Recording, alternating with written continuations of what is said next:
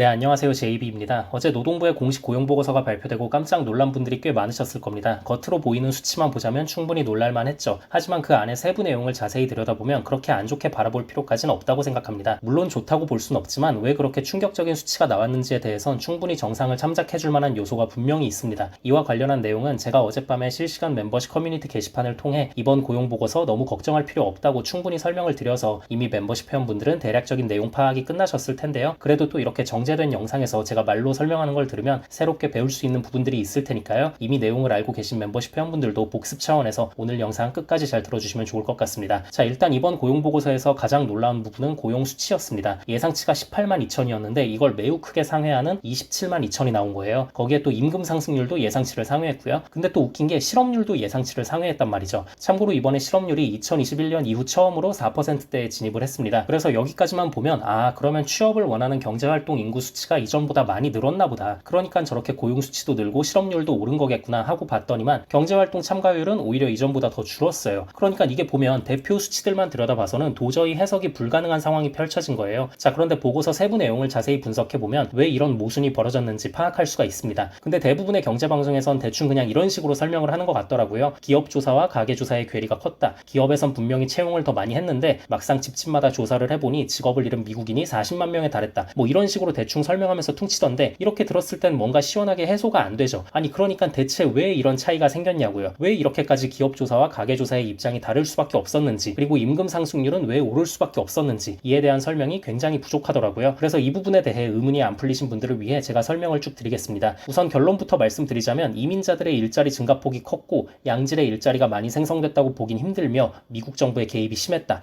이 정도가 이번 고용보고서의 핵심인 것 같습니다. 보고서 세부 내용을 보면 해외에서 출생한, 해외 출생이라는 건 이제 대부분 이민자들을 의미하는 거겠죠. 아무튼 해외에서 출생한 16세 이상의 노동 가능 인구, 취업자 수, 실업자 수가 모두 증가했습니다. 참고로 노동 가능 인구라는 말은 단순히 사지 멀쩡하고 언제든 일이 가능한 사람을 말하는 게 아니라요. 지금 당장 일할 의지가 있는 사람을 의미하는 겁니다. 그러니까 나이도 어리고 몸에 장애도 없는데 그냥 나 일 안 할래, 집에서 쉴래, 이런 사람들은 노동 가능 인구에 잡히는 게 아니에요. 그리고 실업자도 마찬가지예요. 실업자도 단순히 일을 그만두거나 실직한 사람들의 숫자를 세는 게 아니라요. 일자리를 잃었지만 당장 재취업 의사가 있는 사람들의 통계를 낸 겁니다. 아무튼 지금 이민자들은 일을 하고자 하는 열의도 강하고 그만큼 취업도 여기저기 많이 하고 있는 상황이라는 겁니다. 그리고 이렇게 일을 하고자 하는 사람들이 많기 때문에 실업률 수치도 자연스럽게 같이 올라간 거예요. 자, 그런데 미국에서 태어난 미국인들의 통계를 보자면 노동 가능 인구는 증가했지만 오히려 취업자는 감소했습니다. 그러니까 미국인들도 이제 일을 하고는 싶어. 근데 지금 나와 있는 일자리들이 자기들 눈에 만족이 안 되는 겁니다. 자기들은 높은 액수의 연봉을 받고 싶은데 지금 나와 있는 일자리들은 그런 기대치 충족을 못 시키고 있는 상황인 거죠. 반대로 이민자들 입장에선 미국인들만큼 기대치가 높진 않으니까 대충 뭐라도 빨리 일 시작하자, 하루라도 빨리 미국에 정착하는 게 우선이다 라는 심리가 깔려 있어서 그만큼 취업자 수도 많이 잡힌 거고요. 그래서 이런 요소들 때문에 어제 고용 수치가 그렇게 높게 나왔음에도 불구하고 실업률은 오른 상황이라고 보시면 될 것 같습니다. 그리고 경제활동 참가율은 이전에 비해 오히려 약간이지만 감소했는데요. 이민자들이 혼자 미국에 오는 경우도 있지만 가족들과 함께 이민 오는 경우도 많을 거 아니에요. 그래서 돈을 버는 가장을 제외한 다른 가족 구성원들은 일을 안 할 확률이 높으니까 경제활동 참가율이 이전보다 약간이지만 떨어진 수치가 나온 것 같습니다. 여기에 추가로 올해에도 주식시장 분위기가 계속 좋고 정부도 돈을 계속 풀고 있기 때문에 연금이라던가 이자나 배당 수익을 충분하게 챙기고 있는 조기 퇴사자들이 일자리를 구하겠다는 열의가 떨어졌을 수 있고요. 그리고 이번 고용보고서에서 우리가 또 중요하게 봐야 할 부분이 뭐가 있냐면요. 제조업과 건설업은 일자리 증가폭이 작았지만 민간 서비스 제공업은 증가폭이 매우 컸습니다. 특히 그 중에서도 의료 서비스에서 엄청난 수가 증가한 걸 볼 수 있어요. 근데 다들 아시겠지만 의료는 경기 과열 여부와 무관합니다. 의료 서비스 같은 경우엔 정부가 혜택을 많이 주면 사람들이 이때다 싶어서 병원을 많이 찾게 되고 수요가 많아지는 거거든요. 이번에 보면 대장 내시경 검사 같은 거는 코로나 사태 이전보다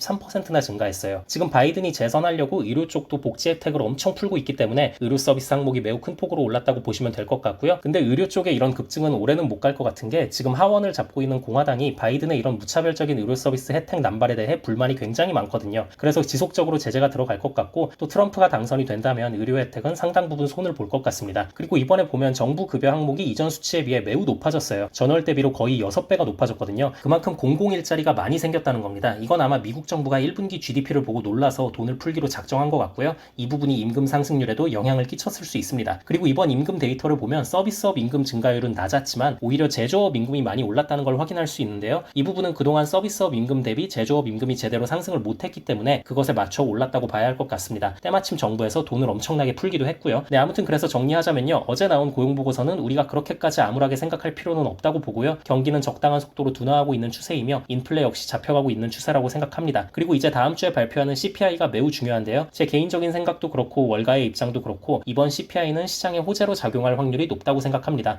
모건 스탠리에서 내놓은 입장은 5월에 에너지 가격이 많이 하락했기 때문에 헤드라인 CPI에 영향을 많이 끼쳤을 것이고 서비스 인플레도 둔화 추세이기 때문에 근원 CPI도 잘 나올 것으로 보고 있고요. 웰스파고에서도 역시나 휘발유 가격 하락덕을 많이 볼 것이라고 말하면서 헤드라인 CPI가 작년 10월 이후 가장 작은 폭의 상승인 0.1% 상승을 기록할 것으로 예상하고 있습니다. 그리고 지금 자동차 가격도 많이 내리고 있거든요. 이번에 나온 5월 만하임 중고차 지수도 보면 전월 대비로는 0.6이 떨어졌고 전년 대비로는 무려 12.1이나 하락을 했어요. 이렇게 되면 근원 상품 물가에도 큰 도움이 될 것이기 때문에 이번 CPI는 여러모로 좋게 작용할 확률이 좀 더 높은 것 같습니다. 네, 그럼 오늘 영상은 여기까지 하도록 하고요. 구독자분들과 멤버십 회원분들 모두 즐거운 주말 보내시기 바랍니다. 그럼 다음 영상에서 뵙겠습니다. 감사합니다.